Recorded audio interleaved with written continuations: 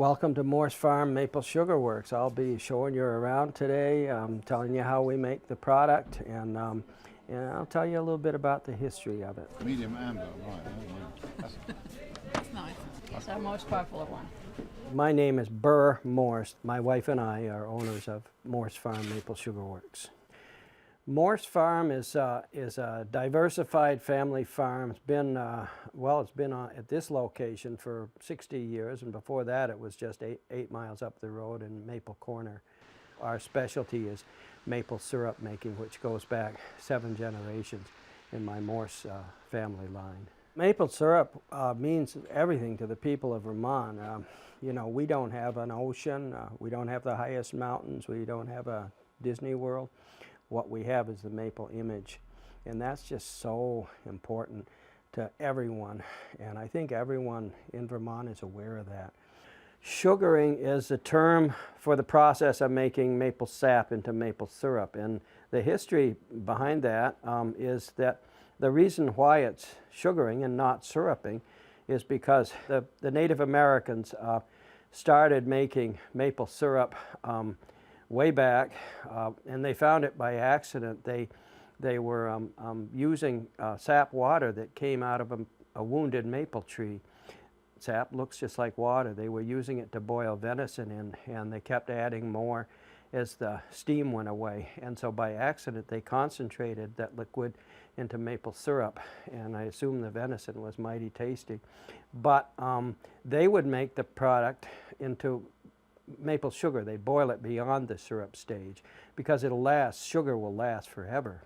And the pioneers who learned the process from them followed suit and boiled it beyond the syrup stage into maple sugar. Thus the term sugaring. But then, you know, maybe the turn of the century, transportation got better, sugar started coming in from other areas of the country and the world, and it was less expensive. And so it kind of put maple sugar out of business, so to speak. And the folks making the product had to kind of change their whole perspective and make it into a different product. So they started boiling it less, calling it maple syrup and selling it as maple syrup. But the term maple sugaring never got changed. It's never turned to maple syruping. This is a sugar maple or a hard rock maple, and it's the tree we use for sugaring because it's the sweetest maple there is. It's averages 2% sugar content in its sap. And what we do to start the season is drill a hole to wound the tree about 1 inch deep into the sapwood beyond the cambium. And we need to drill a new hole in a different place every year.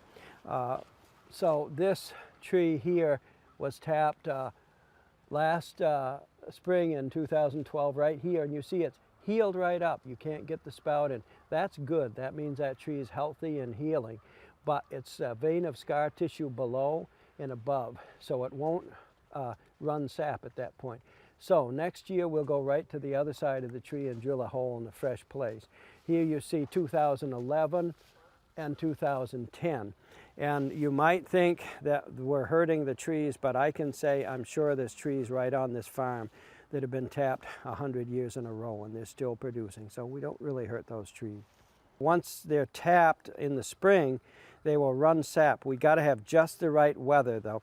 It needs to freeze at night down into the mid-20s. Got to freeze in good shape. And then it's got to thaw during the day up into the 40s, but not too warm. So when that weather happens, and even the wind direction can be a problem. A south wind or an east wind can shut the trees right down. I think it's a matter of that is the wrong atmosphere. Everything weather-wise has to come together just perfect. But when it does, in the spring, the sap runs out of the tap, out of the wound we make. And these days, we use plastic tubing. The trees are all interconnected. And the spout goes in the hole.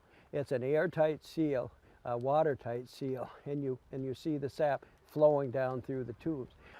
The maple tubing collects from 6 trees, and then it goes into a bigger pipe, and it's kind of an artery system, and so we end up, for the purpose of handling volume, with as big a pipe as we need to judging by how many trees we have that it's feeding into it. And it ends up right at the sugar house in a gadget called a vacuum releaser. Then it's stored in sap storage tanks. This is an evaporator made in Swanton, Vermont. It's not made just for us, it's a stock evaporator. But it's designed to bring make the maple syrup, take the majority of the water out of maple syrup. The sap starts at 2% sugar content and ends up at 67%. So the difference is the water's been taken away through evaporation after it goes through the reverse osmosis machine.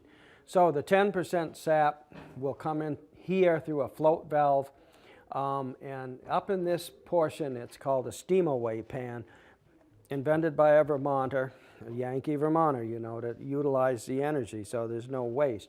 So the steam rises from the boiling below, and sap gets preheated up here and gains about another 1.5% of sugar content. Then it goes down into the flue pan. It's a heat exchanger. It's just a raging boil in here, and it gains another 5% of sugar content, because you see the steam is just billowing into the sky. That's the water. And the sugar from the maple tree just stays in the system and gets sweeter. There's a mineral coming from the tree called sugar sand that needs to be filtered out. And then the syrup is crystal clear, ready to put into cans or made into maple sugar or maple cream or granulated maple sugar. There's lots of different products we can make from the sap that comes out of the maple tree, depending on how much water we take out of it. The maple syrup is always going to cost much more, and the reason is it's well, number one, I'll say it's a short season. We may get 5 weeks of sugaring, March and maybe a little bit into April here in Vermont. But there are terrible years as well. Like last season, we only got about 5 days because summer appeared in March, and that ruins sugaring. So number one, a short season will